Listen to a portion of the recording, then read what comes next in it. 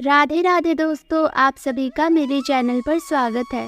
आज मैं आप सबको सोमवार की व्रत कथा सुनाने जा रही हूँ। कृपया करके इस व्रत कथा को पूरा जरूर सुनें और इसे बीच में ना छोड़ें। सोमवार के व्रत को लेकर मान्यता है कि इस व्रत को करने से भगवान शिव अपनी भक्तों की मुराद जल्दी पूरी करते हैं। सोमवार का दिन भगवान शिव को समर्पित है, इसलिए इस दिन भगवान शिव की पूजा और व्रत करने का महत्व और ज्यादा बढ़ जाता है। यदि आप सोमवार का व्रत करते हैं तो आपको सोमवार व्रत कथा सुनना बेहद ज़रूरी है, क्योंकि इसके बिना आपका व्रत अधूरा माना जाता है। तो आइए जानते हैं सोमवार की व्रत कथा। देवों के देव महादेव बहुत ही भोले माने जाते हैं, इसलिए उनका एक नाम भोलेनाथ भी है। पौराणिक मान्यता अनुसार भगवान शंकर को प्रसन्न करने के लिए किसी भी तरह के खास विशेष पूजन की आवश्यकता नहीं होती, क्योंकि कहा जाता है कि वह तो भोले हैं और भक्त की मन से की गई क्षणिक मात्र की भक्ति से ही वह प्रसन्न हो जाते हैं। अगर आप भी शिव की भक्ति और कृपा पाने के लिए सोमवार का व्रत करते हैं तो इस कथा से भोलेनाथ को प्रसन्न कर सकते हैं। एक बार किसी एक नगर में एक साहूकार था। उसके घर में धन की कोई कमी नहीं थी, लेकिन कोई संतान न होने के कारण वह बहुत दुखी था। संतान प्राप्ति के लिए वह हर सोमवार को व्रत रखता था और पूरी श्रद्धा के साथ शिव मंदिर जाकर भगवान शिव और माता पार्वती की पूजा करता था। उसकी भक्ति देखकर एक दिन माँ पार्वती प्रसन्न होकर भगवान शिव से साहूकार की मनोकामना पूर्ण करने का निवेदन किया। पार्वती जी के आग्रह पर भगवान शिव ने कहा कि हे पार्वती, इस संसार में हर प्राणी को उसके कर्मों का फल मिलता है और जिसके भाग्य में जो हो उसे भोगना ही पड़ता है। लेकिन पार्वती जी ने साहूकार की भक्ति देखकर उसकी मनोकामना पूर्ण करने की इच्छा व्यक्त की।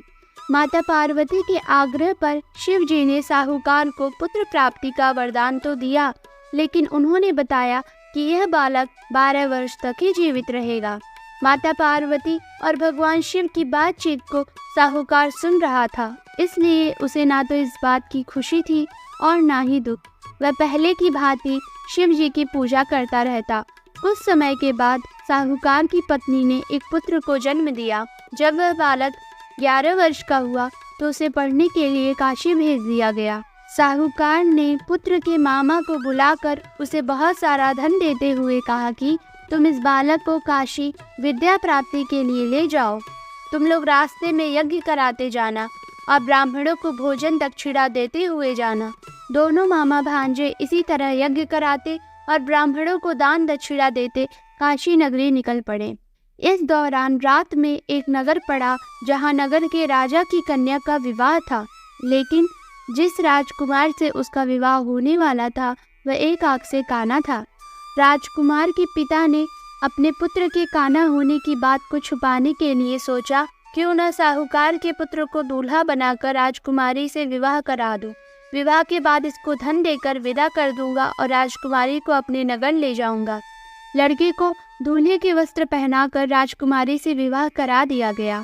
साहूकार का पुत्र ईमानदार था, उसे यह बात सही नहीं लगी, इसलिए उसने अवसर पाकर राजकुमारी के दुपट्टे पर लिखा कि तुम्हारा विवाह तो मेरे साथ हुआ है, लेकिन जिस राजकुमार के संग तुम्हें भेजा जाएगा वह एक आंख से काना है। मैं तो काशी पढ़ने जा रहा हूँ। जब राजकुमारी ने चुनरी पर लिखी बातें पढ़ी तो उसने अपने माता पिता को यह बात बताई। राजा ने अपनी पुत्री को विदा नहीं किया, फिर बारात वापस चली गई। दूसरी ओर साहूकार का लड़का और उसका मामा काशी पहुँचे और वहाँ जाकर उन्होंने यज्ञ किया।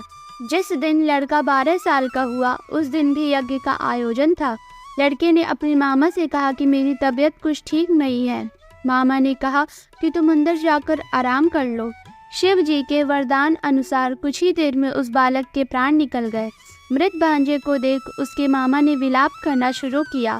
संयोगवश उसी समय शिव जी और माता पार्वती उधर से जा रहे थे। पार्वती माता ने भोलेनाथ से कहा, स्वामी, मुझे इसके रोने के स्वर सहन नहीं हो रहे हैं, आप इस व्यक्ति के कष्ट को अवश्य दूर करें। जब शिव जी मृत बालक के समीप गए तो वह बोले कि यह उसी साहूकार का पुत्र है जिसे मैंने 12 वर्ष की आयु का वरदान दिया था। अब इसकी आयु पूरी हो चुकी है। लेकिन मातृ भाव से विभोर माता पार्वती ने कहा कि हे महादेव, आप इस बालक को और आयु देने की कृपा करें। अन्यथा इसके वियोग में इसके माता पिता भी तड़प तड़प कर मर जाएंगे। माता पार्वती के पुनः आग्रह पर भगवान शिव ने उस लड़के को जीवित होने का वरदान दिया। शिव जी की कृपा से वह लड़का जीवित हो गया। शिक्षा पूरी करके लड़का मामा के साथ अपने नगर की ओर वापस चल दिया। दोनों चलते हुए उसी नगर में पहुँचे जहाँ उसका विवाह हुआ था। उस नगर में भी उन्होंने यज्ञ का आयोजन किया। उस लड़के के ससुर ने उसे पहचान लिया और महल में ले जाकर उसकी खातिरदारी की और अपनी पुत्री को विदा किया। इधर साहूकार और उसकी पत्नी भूखे प्यासे रहकर बेटे की प्रतीक्षा कर रहे थे। उन्होंने प्रण कर रखा था कि यदि उन्हें अपने बेटे की मृत्यु का समाचार मिला तो वह अभी प्राण त्याग देंगे, परंतु अपने बेटे के जीवित होने का समाचार पाकर वह बेहद प्रसन्न हुए। उसी रात भगवान शिव ने साहूकार के स्वप्न में आकर कहा, हे श्रेष्ठी, मैंने तेरे सोमवार के व्रत करने और व्रत कथा सुनने से प्रसन्न होकर तेरे पुत्र को लंबी आयु प्रदान की है। इसी प्रकार जो कोई सोमवार व्रत करता है या कथा सुनता और पढ़ता है उसके सभी दुख दूर होते हैं और सभी मनोकामनाएं पूर्ण होती हैं। बोलिए गौरी शंकर की जय। तो ये रही सोमवार की व्रत कथा। अगर आपको हमारी ये वीडियो पसंद आई हो तो हमारे चैनल को लाइक करें और ऐसी भक्ति कथा कहानी सुनने के लिए हमारे चैनल को सब्सक्राइब करें और कमेंट सेक्शन में ओम नमः शिवाय लिखना ना भूलें। तब तक के लिए राधे राधे।